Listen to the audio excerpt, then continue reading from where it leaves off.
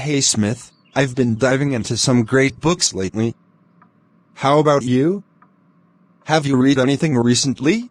Hi Samir, that's awesome to hear. Yeah, I've been trying to catch up on my reading too. I just finished The Night Circus by Erin Morgenstern. It's a captivating fantasy novel with a magical competition as the central theme. The imagery was so vivid, and the way the author built the world was mesmerizing. Oh, I've heard of that one. It's been on my to-read list for a while. Fantasy worlds can be so immersive. Speaking of fantasy, I just finished the first book in a new series called The Bone Shard Daughter, B.T. Andrea Stewart. It's a mix of magic, political intrigue, and a unique system of power using bone shard magic. I was really impressed by the intricate plot and the way the characters' stories intertwined. That sounds intriguing. I'll definitely have to check it out. I've also been exploring some non-fiction. Sapiens by Yuval Noah Harari was a mind-blowing read for me.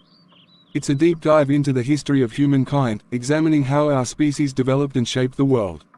The author's perspective on the course of human evolution was incredibly thought-provoking. Oh, Sapiens is a classic. I read it a while back and found it incredibly insightful. Non-fiction can be so enriching. On a similar note, I recently read Educated by Tara Westover. It's a memoir about a woman who grew up in a strict and isolated household in rural Idaho, but eventually breaks free and pursues education. It's a powerful story of self-discovery and the transformative power of learning. Educated sounds like an emotional and inspiring read. Memoirs can really provide unique perspectives. And speaking of emotional, have you ever read The Kite Runner by Khaled Hosseini?